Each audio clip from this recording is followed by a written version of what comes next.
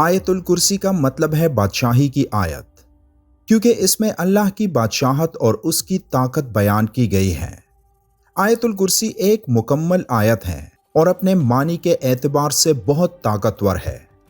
اس آیت میں اللہ کی تعریف اور اس کی بادشاہت کا ذکر کیا گیا ہے اور بتایا گیا ہے کہ اللہ تعالیٰ ایک مکمل اور طاقتور ذات ہے۔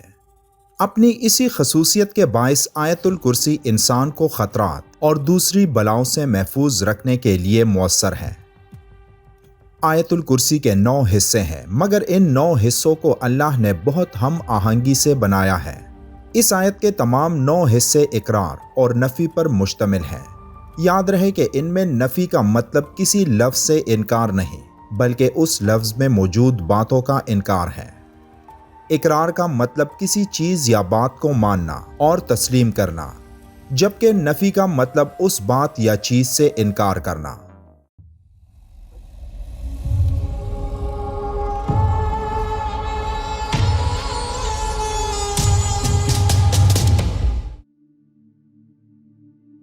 جیسے کہ پہلی آیت میں نفی کی بات اس طرح کی گئی کہ اللہ ہے جس کے سوا کوئی معبود نہیں، یعنی اللہ اپنے سوا کسی اور خدا کی نفی کر رہا ہے۔ پھر فرمایا گیا کہ وہ ہمیشہ زندہ رہنے والا ہے۔ یہاں اقرار کیا گیا ہے کہ اس کی ذات ہمیشہ سے تھی اور ہمیشہ رہے گی اور باقی سب کچھ فنا ہو جائے گا۔ اقرار اور نفی کا یہ منفرد تسلسل اس پوری آیت میں دیکھنے کو ملتا ہے۔ جیسے کہ اس کے دوسرے حصے میں نفی کا ذکر ہے کہ نہ اس کو اونگ آتی ہے اور نہ نیند۔ پھر اقرار کا ذکر ہے کہ جو کچھ آسمانوں میں ہے اور جو کچھ زمین میں ہے سب اسی کا ہے۔ پھر ذکر ہے کہ کون ایسا شخص ہے جو اس کے حضور اس کی اجازت کے بغیر سفارش کر سکے۔ یہ نفی ہے۔ جو کچھ لوگوں کے روبرو ہو رہا ہے اور جو کچھ ان کے پیچھے ہو چکا ہے اسے سب معلوم ہے۔ یہ اقرار ہے، اور وہ اس کی معلومات میں سے کسی چیز پر دسترس حاصل نہیں کر سکتے، ہاں جس قدر وہ چاہتا ہے۔ اس میں نفی کی گئی کہ اللہ کے سوا کسی کو اختیار حاصل نہیں۔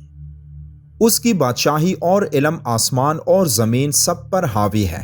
یہاں اقرار کیا گیا ہے اللہ کی بادشاہت کا، اور اسے ان کی حفاظت کچھ بھی دشوار نہیں۔ یہاں نفی ہے۔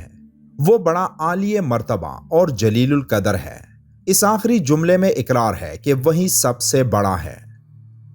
اب اسی آیت میں ایک اور گہرا راز بھی پوشیدہ ہے جسے اگر آپ جانیں گے تو یقیناً حیران ہو جائیں گے کہ الفاظ اور حروف کا یہ زبردست ملاپ واقعی قرآن کا اصل حسن ہے۔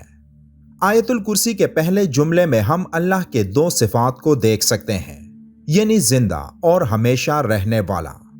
اب اس آیت کے آخری جملے میں بھی اللہ کے 2 صفات بیان کیے گئے ہیں، یعنی عالی مرتبہ اور جلیل القدر۔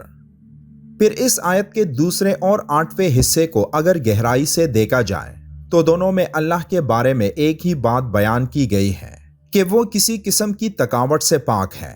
جب اللہ کسی چیز کی حفاظت کرتا ہے تو اسے نہ نیند آتی ہے اور نہ اونگ، اور زمین و آسمان کی نگرانی بھی اللہ کو تکاتی نہیں ہے۔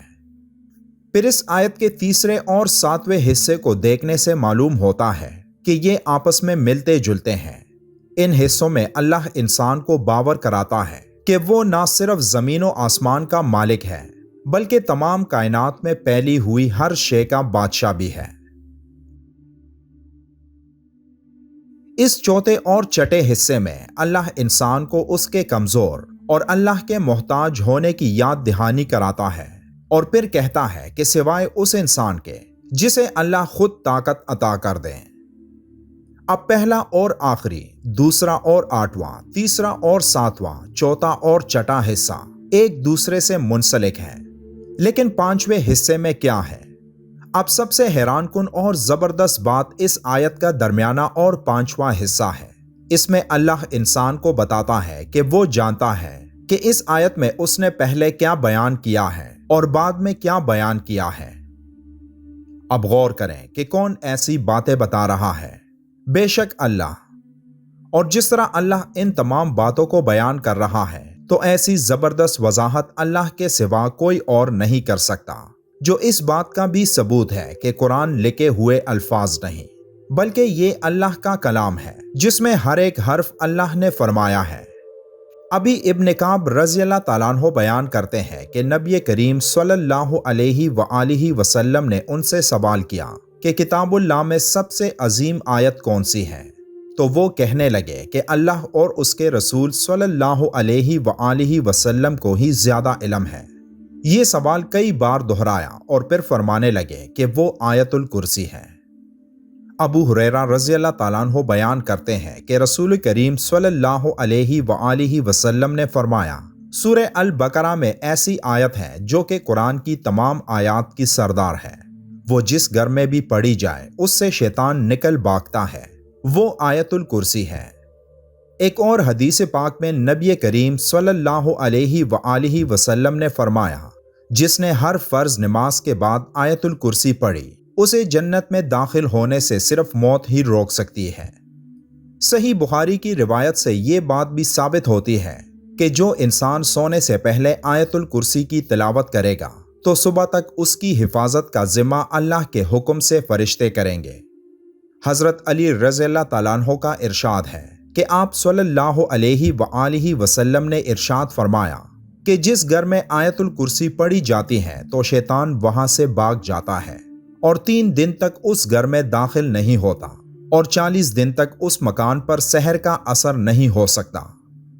حضرت خواجہ معین الدین چشتی اجمیری رحمت اللہ علیہ فرماتے ہیں کہ فتاوی زہریہ میں تحریر ہے کہ حضور صلی اللہ علیہ وآلہ وسلم نے فرمایا کہ جو شخص آیت الکرسی پڑھ کر گھر سے نکلے تو اللہ تعالیٰ 70,000 ملائکہ کو حکم دیتا ہے کہ اس کے واپس آنے تک اس کے مغفرت کی دعا کرتے رہو، اور جو شخص آیت الکرسی پڑھ کر گھر میں داخل ہوگا تو اس کے گھر سے اللہ تعالیٰ مفلسی کو دور فرما دے گا۔ خالق کائنات نے اپنی تخلیق کردہ ہر جاندار اور بے جان حتیٰ کہ اپنے کلام کو بھی الفاظ کے توازن اور تناسب کا حسن بخشا ہے۔ قرآن پاک کی تلاوت میں لطف ہے، اس کے پیچھے الفاظ اور آیات میں توازن اور تناسب ہے۔ یہی وجہ تھی کہ جب کفار جو قرآن کو انسان کا کلام کہتے تھے ان کو چیلنج دیا گیا کہ اگر تم شک میں ہو تو میرے بندے پر نازل شدہ کتاب کے بارے میں تو اس جیسی کوئی ایک صورت ہی لے آؤ، اور اللہ کے سوا جو کوئی تمہارے مددگار ہیں انہیں بھی بلا لو۔ اللہ ہم سب کو قرآن کی ہر آیت کو پڑھنے اور سمجھنے کی توفیق عطا فرمائے، آمین۔ ویڈیو کے آخر میں ایک بار درود شریف پڑھنا مت بھولیے گا۔ ملتے ہیں ایک اور معلوماتی ویڈیو میں، تب تک کے لیے اللہ حافظ۔